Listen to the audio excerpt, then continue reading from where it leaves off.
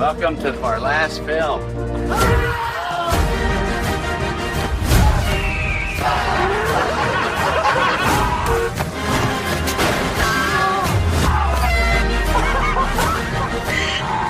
I hate wolves.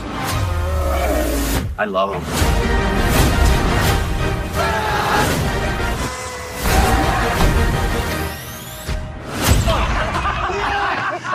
In theaters June 26th. Hello, everyone, and welcome to the Kulturecast X, the projection booth of the projection booth X Kulturecast, whichever floats your boat. I am one of your hosts, Chris Stachiw of the Kulturecast, and I'm joined by my good friend, all the way from a shopping cart, barreling down a hill somewhere out in the deserts of California somewhere, your friend and mine, the host of the projection booth, Mike White. Why is it got to be crunchy peanut butter? Why is it got to be diarrhea? That was the question that I was asking, because diarrhea is funnier. Duh. On this episode of the Projection Booth Kulturecast crossover, which is normally when we talk about new movies, we're going to be talking about a new movie, or at least half of a new movie, folks, because on this episode, we're talking about Jackass, Best and Last, the most recent and, according to Johnny Knoxville, several times in the film, the last Jackass movie that we will ever see.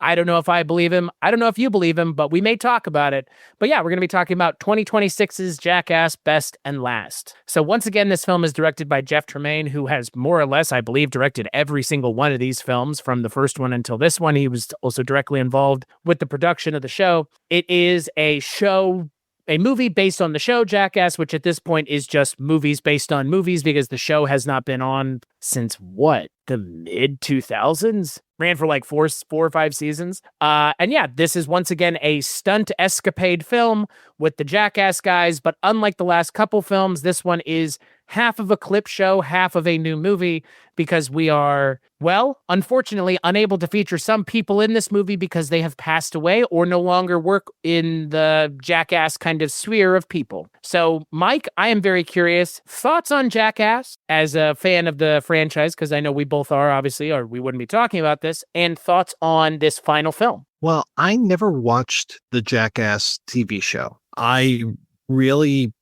went to the first Jackass movie under protest. I was my friend, Dion Conflict, was in Detroit hanging out with my wife and I, and he just kept talking about how much he loved the Jackass movie. We needed something to do, and it was playing at a dollar show. So we went against my better judgment, and I absolutely loved it. I had such a good time watching that first Jackass film, and I went back and I did watch some of the episodes. It was actually a little tough to find good quality versions of those episodes. I wasn't going to buy the DVDs. I'm sure they were put out on DVD at some point. But watched a lot of those. I never watched Wild Boys or any of the like offshoots of those kind of things, but I have gone to see every single one of these Jackass movies and have even watched the 0.5 versions that they've released since then. So I'm down for these movies. I was a little disappointed in this one because you've been saying 50% new, 50% old. I think you're being a little generous. It feels, I would say, more like 40% new, if even that much. I'm curious, somebody's going to break it down for us. Somebody's going to do like a mathematical percentage of old clips to new clips. But yeah, it felt like I was seeing a lot of stuff that I've seen before. But yeah, what do you think, Chris? So, like yourself, I did not watch the Jackass series when it was on. It was on from 2000 to 2001, which is crazy. 3 very short seasons. I did watch it in college, though. I did have it on DVD in college, and so we would watch it in college. And there are some bits from the show that are still some of the funniest bits, in my opinion, that they've ever done. And so when the movies came out, because the first movie came out in 2002, The second movie came out in 2006, right as I was 16. So I don't think that was the one I saw in theaters. I think the first one I saw in theaters was Jackass 3D, which I think is still my favorite one. It still has some of the funniest bits. Jackass 3D is the one that has, I believe Jackass 3D is the one that has the giant hand, which is one of the funnier things. I mean, So good. I know. So good. Why would you hold that fucking soup? I still will never understand why Bam Margera, of all people, was like, yeah, let me just hold the soup. Like, what the flying fuck were you thinking? Because it's like, what do you really think that they want tomato soup back there? They're not. Being around these guys must be like having to be on edge constantly because you just don't know, especially when you're on set for the movie. And I think Eric Andre has said something to that effect when he talked about being in Jackass Forever. It's like you can never be calm because there's always something going on. And again, they get really good footage, obviously, but a lot of it is really carefully planned and curated and choreographed because Johnny Knoxville is, the master of ceremonies. He's the P.T. Barnum of this group, as it were. But I am probably being generous because I will say for me, and I'm not a big fan of Jackass number 2, primarily because it's the one that's like really gross. Like really gross. That's the one where I think Dave England eats like a cow patty. It's either a cow patty or a horse patty. He eats it and he just like eats it and it's just fucking disgusting. That's also the one where Steve-O, I think, is drinking horse jizz, which is also fucking disgusting. Like that's just really gross. And so the second one is my least favorite one, or at least it was up until now. I can't even in good conscience suggest people go see this in theaters unless you're a big fan of Jackass, because so much of this is just in other movies or on the internet already. And that's a real bummer for me as someone who likes Jackass as much as I do. Because again, like I said, Jackass 3 is genuinely a movie I will put on sometimes and just enjoy because it has some really funny moments, some funny sketches, and some funny like one-liners that they say to one another. And Johnny Knoxville's energy is always infectious, as far as I'm concerned. Oh yeah, 100%. There were moments while I was watching this documentary, though. Well, and I'm calling it a documentary. I mean, what else would you call it? A clip show, a comedy. It's half of a documentary and half of a new movie. It is a clip show. But yeah, like you know what it feels like? It feels like Jackass Forever and a half. Because like you said, those half, and here's the thing. I love those half movies. Some of those half movies are better than the movies that they actually are the halves of. I'm thinking of 2.5 and 1.5 specifically. This is like 4.5. It really is. Like there's so little here in ways of like new things that I'm disappointed, but at the same time, like, what are you going to do? Like, this is what they put out. When they started the movie with a clip that they couldn't show on MTV where Johnny's shooting himself, I was like, okay, this is great. They're going to do a documentary about Jackass. And then they, did the opening and everything. I love the opening with that kind of Jamiroquai type floor that they're doing. And then they, do like a montage, and I'm just like, I'm still prepared. I'm like, okay, a montage of old clips. Okay, this is cool, playing the classic theme and everything. And then they go into the new one with the robot giving the rectal exam, the colonoscopy. And I was just like, okay, well, this is new stuff. And then they kind of go back into old stuff. And I was like, wait, what is this movie? And no one had said to me, this is a documentary about Jackass. But while I was watching this movie, I started getting the feeling, why wasn't this a documentary about Jackass? Like, this is the time, while most of these guys are still alive, they have no problem showing, clips with Ryan Dunn. They have no problem showing clips with Bam. But it's like, why don't you just do a documentary about this phenomenon? I mean, has that already happened? Have they done a documentary? Because I'm sure they have tons of clips that they can't show and things that they can revisit and talk about how well or non-well they went. I think that would be a really nice way to go out rather than this kind of half-hearted thing. Did I have fun watching this movie? Absolutely. I had a blast watching this movie. Would I recommend it to other people? Yeah, probably not. Like you're saying, I mean, I'll wait until the the actual 4.5 maybe comes out, but I was just like, yeah, all right. Like I kept saying like, well, I've seen this before. I've seen this, but have I seen this? Yeah, I saw this before. And then it just made me remember some of the other things. Like I kept wondering like, why isn't Chris doing more stuff? Like he does that great half naked or fully naked high jump. But it's like, other than that, it's like, yeah, he's Bunny the lifeguard here and there, but it's like he's barely doing anything. The one woman that's in the team, I don't remember her doing much of anything at all, other than in the opening credits, getting the electrical shock on her tongue. But I'm like, why is she even here? Like, I don't see everybody represented equally. And I don't know, maybe I'm just, of course you want your Steve-O, you want Johnny, but like, I want Chris, and I want Chris doing some naked dancing, ripping off the pants and doing his dance. Like if you're going to do the hits, give me more of the hits. So I misspoke. There is no 1.5 because Johnny Knoxville said there will not be a half for this movie either. This and 1 are the only ones that are not getting half movies. 4 has a half one already. It's on Netflix, but I think I watched it, but I couldn't tell you if I remember it or not. 4 has a half? Because this is 4, isn't it? No, this is 5. This is 5? Oh, wow. Yeah. Did I miss Jackass a movie? Forever is the one that had Eric Andre. Wow. That came out in 2022. Yeah, I saw that one in theaters. See it? That's the one where Knoxville gets shot out of the cannon with the wings. Okay. I think I have where seen the that Silence of the Lambs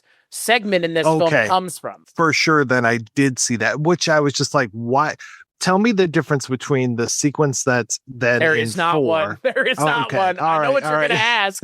I know what you're asking. And the danger room or the escape room in this and the one in that, nothing. Actually, the one in that's better. I can't believe they showed both in this movie. Like, don't remind me of the one with the rattlesnake, which was so goddamn funny. Just the fact that they got Bam in that room with the snake and then they close the door will never not be funny to me. But man, absolutely. Yeah. Like, no, like, why would you show that in this? Yeah, no, I'm okay. So for sure, then I did see 4. For whatever reason, I had forgotten that 4 existed. I thought this was 4. I was even getting in an argument at work today that this was number 4. All right.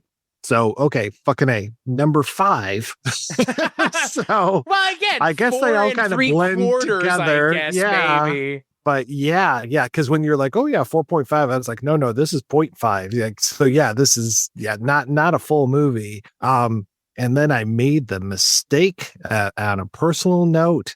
I had told my wife that we were going to see this at 1, and then she had a handyman come out over the weekend to do some repairs and put together this pool ladder that I had bought a few years ago and had still never put together. So she was going to do this nice surprise. I was going to take the cat to the vet. She was supposed to have the handyman over here, have everything together by the time I got back. And then we could go to, the 1 o'clock. And then I come back, the handyman still isn't here. They don't show up until like 1 o'clock itself. So I ended up buying tickets for this because the app for my movie theater does not do refunds very well, if ever at all. So I ended up paying twice for this movie. So rather than calling the theater and talking with a human being, I just said, fuck it, I'll buy tickets again. So I paid double for this movie. So I'm like quadruple ripped off by this one. And I mean, again, I had a great time watching this, but I was just like, okay, yeah, I've seen this stuff before, guys. Like, just give me new stunts or show me more stuff that from the TV show that I couldn't see before. Was the Brad Pitt stuff, had that aired before? It must have, right? Yeah, it was on the TV show. Okay, but I want to say it was like in the second, it was either in the second or third season, because it was once the show kind of became that like phenomenon where they were, trying to get people to ban MTV to ban it and stuff like that. Like right. That all was after they became, kind of famous. Because again, like they got away with stuff in the first season of the show that they could not have gotten away with in the second season because they were recognizable by the time the second and third season, rolled around. It in a lot of ways, the early show had a lot of like man on the street stuff that the movies never could really get into because these guys are so famous now.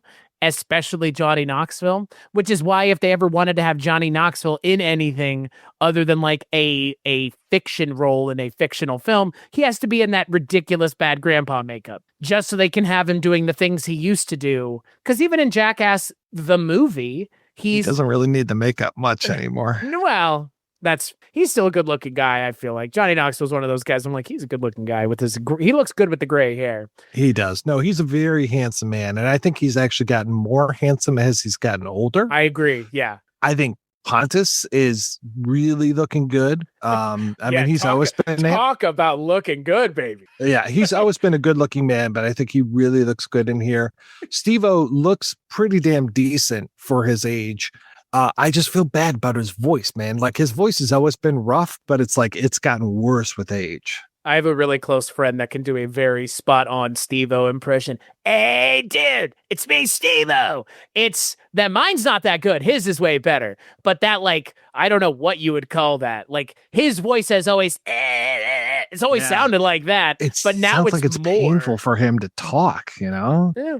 You know, I don't know. I will tell you, of the group of people, it's sad because Ryan Dunn passing away limited the group one person, and then everything with Bam limited it again.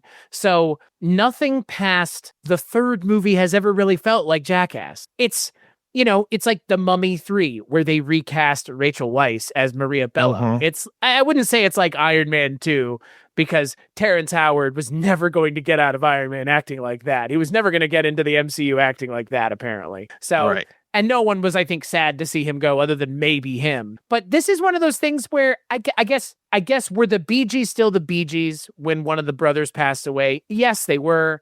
But again, like, how many people have to be left for this to still be the same thing? The last thing you want, and this is kind of the problem with the last movie, that this movie, again, like you said, with the female member of Jackass, it's not.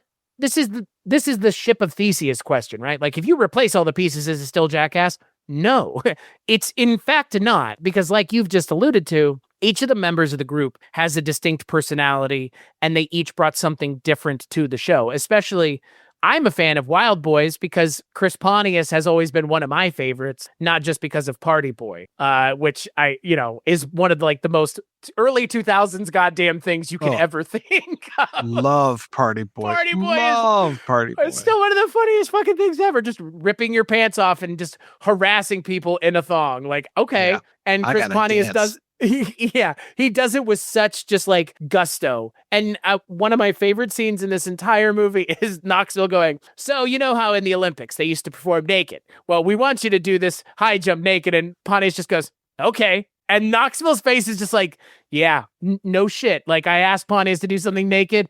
Of course he will. Like, why did it's the look Knoxville makes on it with his face is, why did I even have to ask? Of course you're going. But absolutely, it's just not Jackass anymore. And I think that when they added all the new people in the last movie, it still worked against all odds. It still worked. Like, the last movie, I think, still relatively decent. But yeah, this movie, I think it really, it goes to show that they really have to pad this movie out with the good times of Jackass, not just because the people that are in some of those clips are no longer with us or no longer work with them, but also because it's just, that's when Jackass was Jackass. If there was one more movie, it would be sad. This is verging on sad. It kind of is. And that's sad for me because I don't think anyone in this movie would want either one of us, fans of the franchise, to say that. No, I don't think so. And yeah, they have to give up at some point because these guys are starting to be senior citizens. I mean, honestly, them starting with once they get into the movie proper, starting with the whole thing about, it's very important for you men to get checked and all this stuff. It's like, yeah, these guys are of that age. They should be getting their colonoscopy every 10 years. Yeah, Johnny Knoxville is, they say it in the movie, 49 years old. And man, for as much as I may not be a fan of some of this movie, this movie contains the most horrifying thing Johnny Knoxville has ever done. When he's like, no, that was not a good enough shot with that bull. Let's do a take 2. You just know that something bad is going to happen. And man, I thought him getting his shit rocked by the bull in, 3 or 4, where he's doing the thing where he's roller skating. Right? Roller skating, a buffalo herd, and he gets eat shit from the buffalo. This is way worse. Like, his head hits the ground so hard that I was like, he's got to be, I know he's not dead because I've seen him on talk shows and stuff recently, but how the fuck does this guy not die? Like, okay, because it's Johnny fucking Knoxville. That's why. Oh, I thought with that particular thing that you're talking about with the bull scene, I honestly thought that he was pranking the rest of the team because all of them are in this like separate cage, right? Right. And he's just like, oh yeah, we got to go again. We got to go again. And he's like building it up and all this kind of stuff. I thought for sure that that they were going to have a wall of that cage drop and then like 3 or 4 bulls get released all at the same time. That's honestly what I thought was going to happen. So when he got rocked by that bull a second time, I was like, oh, well, where's the joke? Like, this is just him getting hit. Like, you should definitely be pranking the rest of these guys who are all standing around just like, oh, Johnny, oh, man, oh, like do something, give it a subversive twist. And fun. Yeah. Like they used to. Yeah, I know. And that's the thing. Like the only thing that redeems that scene is how hard of a hit he takes. Oh yeah. Because to your point, like like I just said, they've literally already done this with a bison and Johnny Knoxville. I just feel like they did that whole thing with the teeter-totters, right? Yeah. And they even show like a little clip of that at one point. I was like, oh, that was a really good bit, because the more you do layers on top of it, because there's just him doing, I'm going to do a magic trick. And he's standing in front of that curtain. I thought that curtain was going to fall, like something was going to play into the magic. Because the magic doesn't play into the bull. Sorry that I'm over-examining this, but the magic doesn't play into the bull stuff. They went into all this when they were thinking up these ideas. Knoxville. Right. Oh, yeah, absolutely. Because I'm just like, well, yeah, I mean, look at how elaborate you were talking about the escape room stuff. Super elaborate, or the whole thing that they're doing with the Silence of the Lambs thing. Like, not only is it, we're setting up this thing with the snake and all this stuff, but then we're doing the lights out. Then we do the twist with the Silence of the Lambs, the vision goggles, and then you got fucking Pontius in the background with his junk tied behind his legs, wearing the robe and doing the Jamie Gumb dance. And I'm just like, that's where the brilliance comes in. So just being hit by a bull doesn't cut it when it comes to this stuff. No, and that's the thing about Jackass that was always more interesting for me is the subversiveness of what they were doing, and not just it's kind of like The Sopranos of it all. Like The Sopranos is never about people getting killed. It was always about everything else. And for me, Jackass was the same thing. Like, it's never really been about the skits or the death-defying acts as much as just how subversive that is in what they're doing and like filming themselves doing it and the levels to which they're putting their bodies on the line to be entertaining. It's like, I mean, it's modern day stunts, but done in a like really small way. Like Steve-O is sticking a fucking ping pong ball up his asshole and like shooting it out of his asshole. Like what? Yeah, that was pretty lame as well. I don't get it. Like, what's the joke? Right. But some of the simplest things can be the funniest, right? But and they often are. Yeah. Like one of my favorite things was, I think it was in the first movie where they just cut to somebody and they think they show the clip in the opening credits. I think it might be Steve-O. Like he's in another room. He comes running and he jumps on a trampoline and just bashes himself into a ceiling fan. That was fucking funny. And it's like, that's just a real quick, like one-off type of thing. And they will do those like little jokes. And sometimes those little jokes as the connective material are like so freaking funny. And I just love those things where it's like, I'm Johnny Knoxville and this is whatever. And just do it. Like it's very quick, but it's not, okay, Steve-O's going to struggle trying to get this ping pong ball out of his ass. And like, yeah, we understand that. I got it, Steve-O. You don't have to explain the joke to me that you swallowed this and now, yeah. And I did like the one guy who's just like, well, the real trick would have been for you to shove it up your ass and then puke it out. I mean, Dave England always has some very funny one-liners. It just, I think to your point, it's lost a little bit of the magic. It's like I wouldn't say it's like they've run out of ideas because there are some funny bits in this movie. Like when they play Twister while on laxative. Yes. I'm surprised it's taken him this long to do that. It's reminiscent of one of the other skits that I think is quite possibly It's one of the few things that every time I've watched it, it makes me gag, is the sweatsuit cocktail where he gets the sweat out of Preston Lacey's thing and Steve-O drinks it and he just starts like vomiting like crazy. Like that for me is one of the grossest things they've done. This is a close second where they're just like Steve-O is just shitting everywhere. But again, it's one of those things where it's almost like they didn't have enough of it. They didn't let the gag go on long enough, because sometimes, again, that's like the kind of Tim and Eric Andre of it all, is the like anti-humor of like letting it go on so long that it finally comes back around in the absurdity of how long it's gone on. There's none of that here either. Like they show the one with the little people where it's like we have Wee Man and the little woman, and then we have the little guy, and then we have the other members of the gang, and then we have the little cops, and then we have the little paramedics. It's like that's what I miss from these guys, is like just being able to push and push and push and push and push. Since when did Jackass stop pushing? Like that's right. You can see more subversive things on the internet now. Maybe that's part of the problem. That probably really helped kill their whole business, because it is a business. They've had to think of these things and come up with all of the ins and outs of this stuff. And the planning is what I really enjoyed, and just how elaborate some of these stupid things are. Or like, they show again, like the jet ski that takes off and goes into the hedges. That was a great bit. Yeah. That's another one of the, it's again, the simplest ones are often the most funny. Like one of the ones that I genuinely, I love, because I love Ryan Dunn's reaction, is when he gets blown up in that toilet.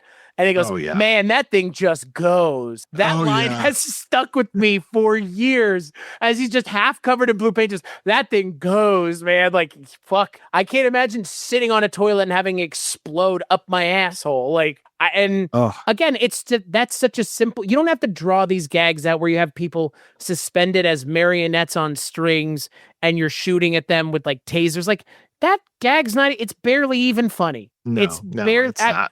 And you know what? I feel bad, because like this is another one of these things where it's like, I'm sure that this was like a dream come true, and it has nothing to do with him, because I actually like Adam Ray as a comedian a fair amount. I find him very funny. I find his crowd work funny. I find the characters that he does funny. They don't give him anything to do, which is such a fucking shame. Like, you have a genuinely really funny guy who's been able to, in a lot of ways, escape the shitty orbit of Tony Hinchcliffe and the bozo pals that he kind of became famous around, but they don't give him anything to do. Like, compared to like Eric Andre, even in the last movie, who's getting like his shit rocked constantly anytime he's on screen. Here, they just have Adam Ray be the voice of the proctologist robot, and then the narrator during the marionette sequence, which is in the lower third of the Jackass bits they've ever done. Right. Yeah. Yeah. That was pretty disappointing. I really was hoping for more with that robot. Like, I liked his little one-liners and stuff that he would do, but it was like, okay, yeah, give me something else with this thing. Like, put it out in the world, like this was so insular when it came to just them having jokes amongst themselves. I don't think there were very many clips where they actually go out into, the amongst the real populace. I don't think they can anymore. Not unless they're like in pounds of makeup. Yeah. Yeah. I think you're right. Because it was just like, hey guys, like all of these clips where it was, like you said, the bar or not a camera phone in fucking sight. Oh, I know, which is wild, right? Well, that's what my girlfriend said to me. She's like, I think my favorite thing about this clip is the fact that there's no social media about any of this. Like, this existed in a time and place before people were pulling their phones out to take pictures. Like, that's what made Jackass work, is that the only way you'd ever be able to see this is by them doing it and posting it on MTV as an episode.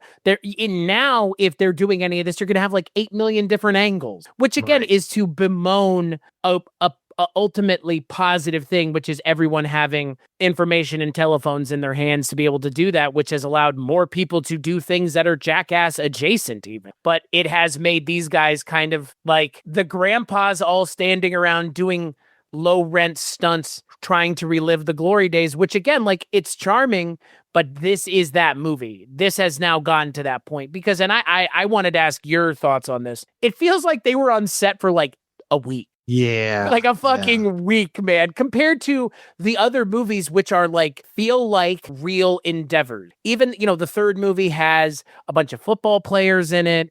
It has it has real people from the real world. It has I think the third one has a Bad Grandpa sketch. The fourth one, I think, might as well. But like you said, it seems so like we're just on the back lot here shooting the footage and that's that. Like, okay, like what? Yeah. What? Okay, you're shooting the footage in the Dick House parking lot in Pomona somewhere. Like, okay, cool. Yeah. And like I said, they're already sitting down talking about like, oh yeah, we did this thing and remember this and da da da. And I'm like, just make do these that. interviews. Yeah, just make these interviews, Yeah.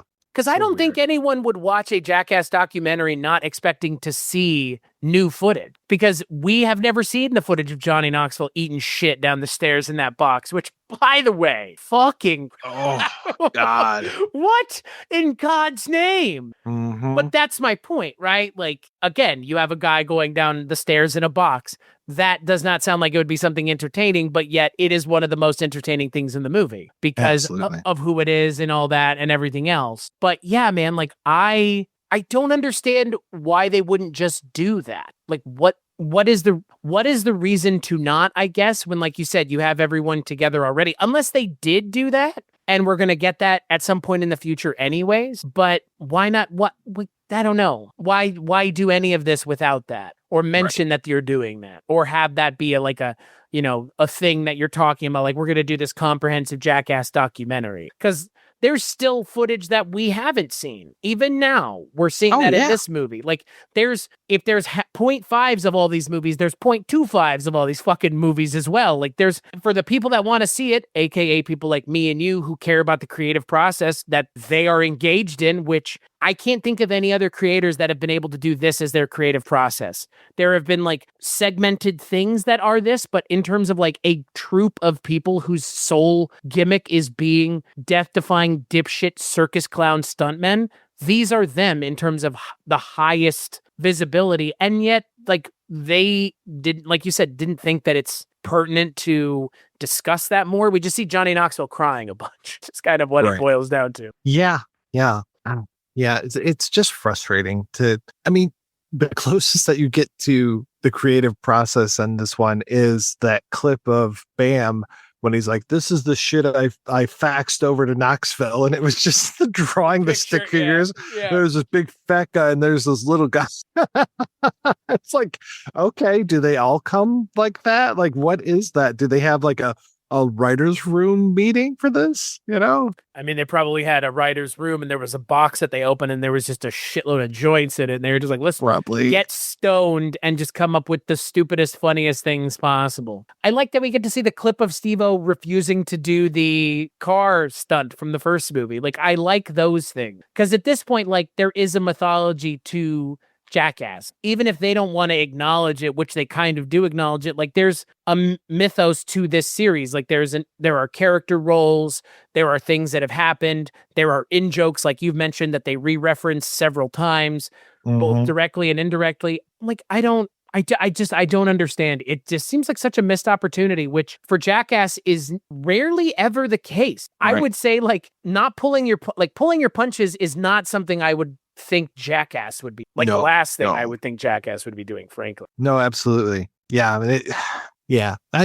Like I said, I had a good time. Like, it left me wanting for sure. And yeah, I can't recommend it. I can't say go pay your $6 or $13 or however much I ended up paying for this movie. Don't do what I did. First off, just wait for it to be streaming, because it's not even that spectacular of a thing. Like, they don't have the big moments in the movie are things that were in other movies. I was very glad that I was able to see things like, I guess 1 through 4, but just to, only remembering 1 through 3, but to see like the big shopping cart, to see them being chased through the neighborhood by bulls, just to see the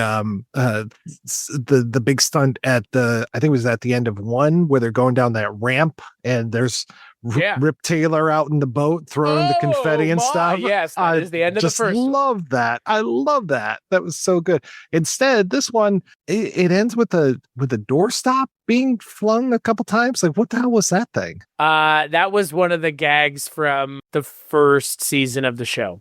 Okay. All right. That was this one is of for the like, fans. Yeah, that was like one of Dave England's things. Was just like, yeah. I found it funny. But again, like you said, it's for those of us who have seen everything, which I think if the things that you like about Jackass is that frenetic pace of like just jumping to things, you would really benefit from watching the show. It's a small commitment of time. It's 3 seasons. Each episode is 12 minutes. It's very little time. And I think it is the best that this series ever was, because it was when it was the most raw and transgressive and aggressive, really. Like, again, like this show was being talked about at the highest levels of government and FCC. They were like trying to take this show down just because it was a bunch of bozos hurting themselves. It's like children will imitate this. Yeah, well, children are stupid.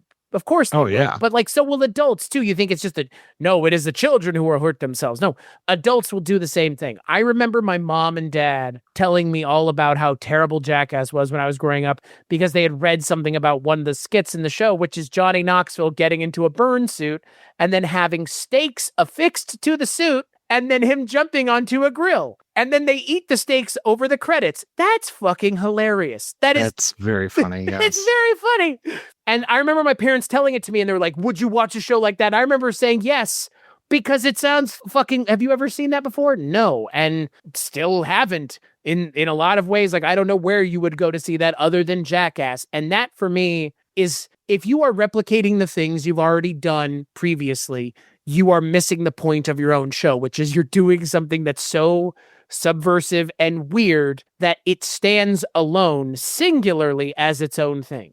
Like, there have been people that have tried to do things like Jackass, including people that were involved in Jackass, but there is nothing like Jackass. And the problem for me with this movie is, and again, I can't suggest people other than like Jackass fans, period, go see it, is you have created a film that shows things from your other films. So you have created your own, you've pointed the finger at your own obsolescence, essentially, and said, why would you watch this new thing when you could just go watch the old things that are clearly better? How do we know that? But we'll just show you the old things even. Like, that's clip shows.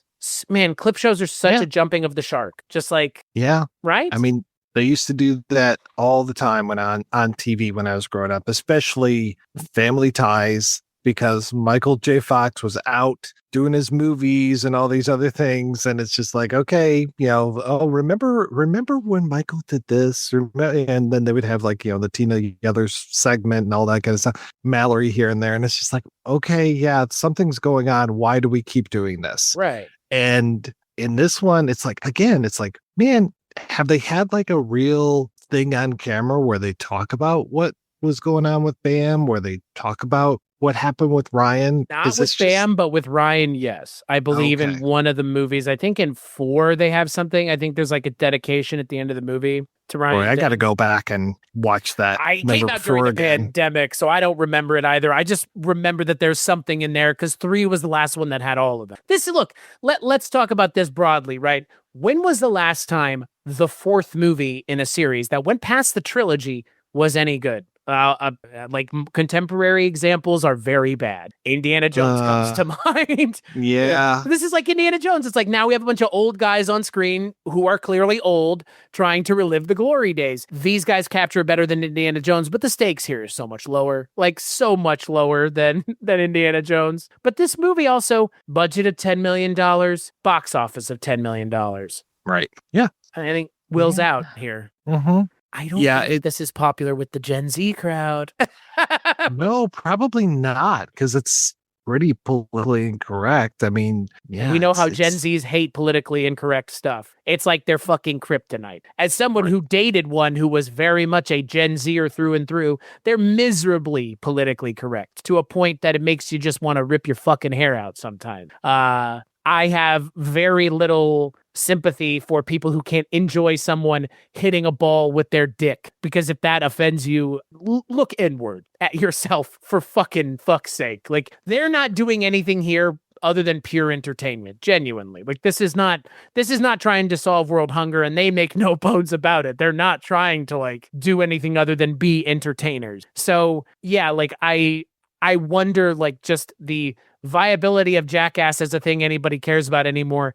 I don't know who is lining up for a lot of things like that. We saw that with Star Wars, where, you know, we talked about Mandalorian and Grogu. Apparently nobody went and saw it. Everybody was going to see Obsession and Backrooms, which, as someone who sat and watched Mandalorian and Grogu in theaters and Backrooms, I can tell you which movie had more people in it. Was Backrooms. And I mean, again, it made more money, just like Obsession. Like, I think we are moving into a time where the tastes have changed, and the people that are going to the movies to make money at the movies and spend their money at the movies it needs to be focused on things that aren't appealing to people my age, your age, and a little younger, but that's about it. Like, these kinds of things just don't have the same staying power anymore. And I don't think it's all just because the quality has dipped. I think the interest and people's willingness to engage has also dipped. Like, you know, there are probably some people that are like, oh, there's another Jackass movie coming out. I remember when I saw it when I was in college, and that's it. That's as far as the conversation goes. And I get it. But, you know, you outgrow things. Like, there are people that outgrew friends from high school, outgrew movies and songs and TV shows that they liked. And I get the distinct feeling that Jackass was probably in that for a lot of people, because it was, you know, the energy of Jackass has always been aggressively masculine. I don't think anything's wrong with any of those guys. There's never been any sort of like things leveled against any of them other than just like being drunken bozos. But like, it's been aggressively masculine, not toxically masculine, but aggressively masculine. There's like a lot of penises and all kinds of like butt humor and farts and shit and stuff. But even that has kind of a terminus with a lot of people. I love a good dick and fart joke, I think, as much as you do, clearly. But there are plenty of people that, like you've alluded to, not just younger people, younger than us, but also people our own age that are just like, nah, it's not funny anymore. It's like, oh, okay, get off your fucking high horse. Fine, whatever. Yeah. Like, Yeah. So I think this is what the fourth one would have been a good spot to end this. The third one was an even better spot, but I don't know of any movie that's gone past the trilogy that's really worked even contemporary anymore. Wow. Yeah, I guess Rocky doesn't count. You know, that's the only one I could think of. Yeah, that's not contemporary anymore. No, it's not. Because I'm old. That's why. I'm these guys. I'm a little older than these guys, I guess. So just a tad, right? Yeah, not much. So because they were. When did you say 2001? They were doing this. 2001. Yeah, Knoxville started doing the stuff for the Skate magazine in 1999. So yeah, Okay. Pre-2000 entertainment, pre-2001, pre-9/11. Like, Yep. I'm glad that we got a Jackass movie in 2026. I'm glad that it is the last one, but this is diminishing return. But, you know, getting to see a Jackass movie on the big screen one last time, I think, was probably the goal here. And if that was singularly the goal, they achieved it, as far as I'm concerned. So, because the last one came out, and it came out during the pandemic, and, you know, the pandemic was a weird time for seeing movies in theaters. Now we're kind of past that, and, you know, if people don't go and see it, they can't say it was the pandemic. They I think can live happily knowing, like, the people that wanted to see it saw it, and the people that didn't want to see it didn't. And that's, you know, that's about as good as you could ask for in this day and age with something as seemingly possibly still divisive for some people as Jackass. Yeah, me either. Second. So, I guess with neither one of us suggesting you go see it unless you're a diehard Jackass fan, you know where we stand on this. If you want to hear either of our shows that don't pertain to Jackass, you can find all of those shows and more over at weirdingwaymedia.com, where my show, The Kulturecast, Mike's show, The Projection Booth, Susan Lambert-Haddam's show, 80s TV Ladies, and a whole host of other things can be found. Head on over there and give those shows a listen. I guarantee you will find something that you enjoy other than this, because I hope you enjoyed this, even if we were a little harsh on the movie. But, you know, I think it's coming from a place of love, and we did still spend our money. So, you know, there is that. Multiple times. Yeah, apparently in your case, twice. So, you know, there you go. And as always, we'll catch you on the next episode.